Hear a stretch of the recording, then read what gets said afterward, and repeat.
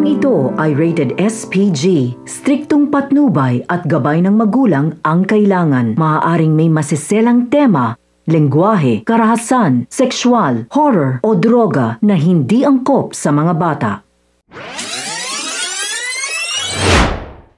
Mga kapamilya, narito ang mga pinakamainit na tagpo sa FPJ's Batang Quiapo.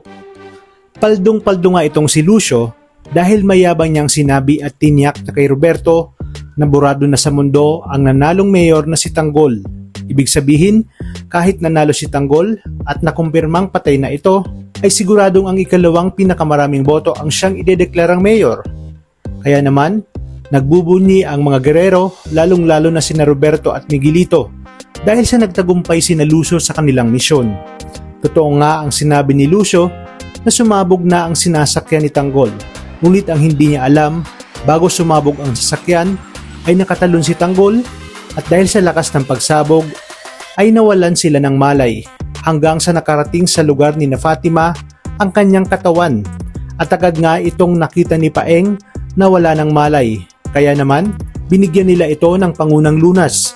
Sinabi ni Paeng na doon muna si Tanggol hanggang sa magkamalay ito. Iginit naman ni Fatima na laman na ng mga balita sa telebisyon at social media ang pagkamatay ni Tanggol dahil sa nangyaring ambush. Sinabi ni Paeng na hayaan nilang maniwala ang mga tao, lalong-lalo na ang mga gerero. Napatay na nga itong si Tanggol dahil ang pinakamahalaga umano ngayon ay ligtas na ito at kinakailangan lang magpalakas.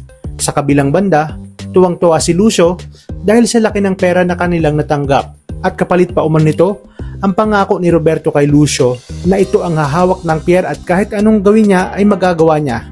Ngayong tiyak na umano na si Miguelito ang mauupong mayor. Walang kaalam-alam si Lucio na sa pangalawang pagkakataon ay pumulpak na naman siya na mapatay ang ating bida na si Tanggol. At sa pagkakataong ito, tiyak na papatayin na siya ni Roberto kapag biglang lumantad itong si Tanggol. At dumating na nga ang araw ng proklamasyon kung saan idedeklara na si Miguelito bilang mayor at dito na rin biglang lilitaw si Tanggol. Kahit sino sa kanyang kapamilya at kaibigan ay walang nakakaalam na buhay siya at tanging sina Fatima lang ang nakakaalam at Paeng. Kaya naman ito ang biglang bubulaga sa lahat, ang paglitaw ni Tanggol at ipapakita niya nga na buhay siya. Ibig sabihin, sa huli, hindi pa rin si Miguelito ang idedeklarang mayor, kundi si Tanggol. At malaking kahihiyan ito para kay Miguelito. Abangan natin ang mga susunod na kaganapan at maiinit na tagpo. Dito lang sa numero 1 serye ng Sambayanan, ang FPJ's Batang Quiapo. Maraming salamat sa inyong panonood at pagpalain tayong lahat. Kapamilya.